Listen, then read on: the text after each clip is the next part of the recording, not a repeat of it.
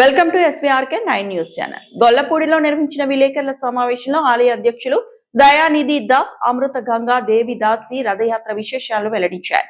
ఈ రథయాత్రలో భగవంతుడే స్వయంగా భక్తుల వద్దకి వచ్చి దర్శనమివ్వడం ప్రత్యేకత అని తెలిపారు. జగన్నాథుడు, బలదేవుడు, సుభద్రాదేవి రథాలపై భక్తులకు దర్శనమివ్వనున్నారని చెప్పారు. రథయాత్ర సందర్భంగా హరినామ సంకీర్తన, కోలాటం, కూచిపూడి, భరతనాట్యం వంటి ఆధ్యాత్మిక సాంస్కృతిక కార్యక్రమాలు నిర్వహించనున్నట్లు వెల్లడించారు. వేలాది మంది భక్తులకు మహాప్రసాదాన్ని కూడా పంపిణీ చేయనున్నట్లు తెలిపారు. రథంపై కొలువైన జగన్నాథ స్వామి వారిని దర్శించుకున్న రథం తాడు పట్టుకుని లాగిన పునర్జన్మ ఉంటుందని భక్తుల విశ్వాసం అని పేర్కొన్నారు. ఈ మహోత్సవంలో భక్తులందరూ పాల్గొని స్వామివారికి కృపకు పాత్రలు కాగలరని నిర్వాహకులు ఆహ్వానించారు. తెలియజేస్తున్నాము. ఈ రోజు ప్రధానంగా గొల్లపూడి శ్రీ జగన్నాథ రథయాత్ర మహోత్సవం గురించి తెలియజేయడం కోసం ఈ యొక్క ప్రెస్ మీట్ రావడం జరిగింది. సాధారణంగా భక్తులు దేవాలయానికి వెళ్ళి భగవంతుని దర్శనం చేసుకుంటారు. కానీ ఈ జగన్నాథ రథయాత్రలో భగవంతుడే భక్తుడి దగ్గరికి వస్తారనమాట. అదే ఈ యొక్క జగన్నాథ రథయాత్ర యొక్క ప్రత్యేకత అనమాట. అలాగే జగన్నాథుడు అంటే ఈ జగత్తుకే నాథుడు, అందరికీ భగవంతుడు. కులం, మతం, ప్రాంతం, భాష అనే భేదం లేకుండా అందరినీ కరుణించి అందరి దగ్గర తన దగ్గరికి ఆకర్షించుకున్నటువంటి గొప్ప మూర్తులు ఈ శ్రీ జగన్నాథ, బలదేవ, సుభద్రాదేవి యొక్క మూర్తులు. అలాగే ప్రపంచంలోనే ఏదైనా ఒక పెద్ద ఉత్సవం జరుగుతుందంటే అదే పూరి జగన్నాథుడి యొక్క రథయాత్ర. అటువంటి రథయాత్రలో కోట్లాది మంది భక్తులు పాల్గొంటారు. అటువంటి మహారథయాత్ర ఈ గొల్లపూడి శ్రీ జగన్నాథ మందిరంలో, ఈ గొల్లపూడి గ్రామంలో ఈ నెల అంటే జూలై 18వ తారీఖున శనివారం మధ్యాహ్నం 2 గంటల నుంచి ప్రారంభమవుతుంది. మరి వేలాది మందిగా భక్తులు వస్తూ ఉంటారు. మరి హరినామ సంకీర్తనతోటి, అలాగే కోలాటము, నృత్య ప్రదర్శనలు ఏంటి రంగరంగ వైభవంగా స్వామివారు ఈ గొల్లపూడి గ్రామ, నగర పురవీధుల్లో ఆయన ఊరేగుతూ ఉంటారన్నమాట.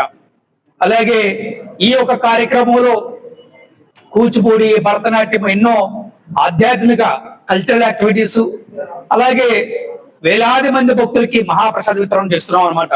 మరి ఇటువంటి రథయాత్రని మీరందరూ కూడా వచ్చి మరి స్వయంగా ఈ జగన్నాథుని రథయాత్రలో ఎవరైతే రథాన్ని తాడు పట్టుకొని లాగుతారో వారికి మళ్ళీ పునర్జన్మ ఉండదట. రథేచ వామనం దృష్ట్యా పునర్జన్మన విద్యతే అన్నారనమాట.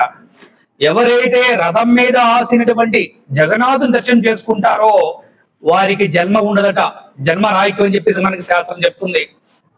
అలాగే మన ఇంటి ముందుకి రథం వస్తుంది, మన షాపు ముందుకి రథం వస్తుంది అంటే జగన్నాథుడే మన దగ్గరికి వస్తున్నాడు. అందుకే ఈ రథాన్ని దర్శించిన ప్రతి కన్ను కూడా పవిత్రం కావాలి. అలాగే హరినామస్మరణ చేసిన ప్రతి నోరు కూడా పవిత్రం కావాలి అనే సంకల్పంతో ఈ కార్యక్రమాన్ని నిర్వహిస్తున్నాం. ఇది కేవలం ఒక ఆధ్యాత్మిక కార్యక్రమే కాదు, ఒక ఆధ్యాత్మిక సామాజికమైనటువంటి కార్యక్రమం. కుల, మత భేదం, ప్రాంతం అనే భేదం లేకుండా ప్రతి ఒక్కరు కూడా భగవంతుడి సన్నిధిలోకి రావాలి. అలాగే సంవత్సరం అంతా కూడా స్వామివారు మూల విరాట్ రూపంలో స్వామివారి గర్భగుడిలో ఉంటారు. కానీ చాలా మంది దర్శనానికి రాలేకపోవచ్చు. వారి ఉద్యోగం కావచ్చు, వ్యాపారం కావచ్చు, రకరకాల వారు ఉన్న బిజీ షెడ్యూల్ రాలేకపోవచ్చు. వారందరి పట్ల భగవంతుడు దయతో, ప్రేమతో, కరుణతోటి సంవత్సరానికి ఒక్కసారి భగవంతుడే తన భక్తులకి దర్శనం ఇవ్వడం కోసం వస్తూ ఉంటాడు. కేవలం మానవులకే కాదు, సర్వ జీవులు కూడా, పాము, కుక్క, పంది, నక్క, చీమ, పురుగు ఏదైనా సరే ఆ స్వామివారి నామ సంకీర్తన వినిన, స్వామివారి దర్శనం చేసుకున్నా కూడా వాటికి మళ్ళీ జన్మ ఉండదట. ఇటువంటి మహత్తరమైనటువంటి ఈ జగన్నాథ రథయాత్ర మన గొల్లపూడి గ్రామంలో జరుగుతుంది. మా యొక్క విజ్ఞప్తి అంటే అందరూ కూడా వేలాది మందిగా. జై కృష్ణ. నా పేరు అమృత గంగా దేవి దాసి. నేను శ్రీకృష్ణ బలరామ గోశాలలో ఒక ట్రస్టీగా ఉన్నాను. గోవు మన భారతీయ సంస్కృతి సాంప్రదాయాల్లో ఎంతో విశిష్టమైన స్థానాన్ని కలిగి ఉన్నది. అది కేవలం ఒక జంతువు మాత్రమే కాదు, మన భారతీయ సంస్కృతి సాంప్రదాయాలకి పరిరక్షించడానికి భగవంతుడు ఇచ్చిన ఒక గొప్ప వరం గోమాత అనేది. అలాంటి గోమాతను పరిరక్షించడం మన ప్రతి ఒక్కరి ధర్మం, ప్రతి ఒక్క మానవుడి ధర్మం కూడా గోమాతను సంరక్షించాలి. ఇలాంటి గోమాత సంరక్షణని ఇంకా విస్తృతం చేసేందుకు గోశాల నిర్మాణాన్ని చేపట్టాము. ఈ గోశాల నిర్మాణంలో ముఖ్యంగా చేయాల్సిన కార్యక్రమాలు ఏంటంటే, మేము అనుకుంటున్నది గోమాతకి పరిశుభ్రమైన ఆహారము, నీరు మరియు మంచి పరిసరాలు, మంచి నివాసము, ఇంకా మేత, దాణా అనేది కల్పించడం అనేది ఇందులో ముఖ్యమైన అంశాలు. ఇలాంటి మహత్తరమైన గోసేవ కార్యక్రమాన్ని చేపట్టడానికి ఏ ఒక్కరి వల్ల అయ్యే పని కాదు, అందరూ ముందుకు రావాలి.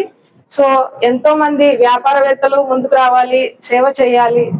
ఉద్యోగస్తులు, వ్యాపారవేత్తలు, భక్తులు అందరి సహాయంతోనే ఇలాంటి గోశాల నిర్మాణం అనే మహత్తర కార్యాన్ని మనము ముందుకు తీసుకెళ్లగలం.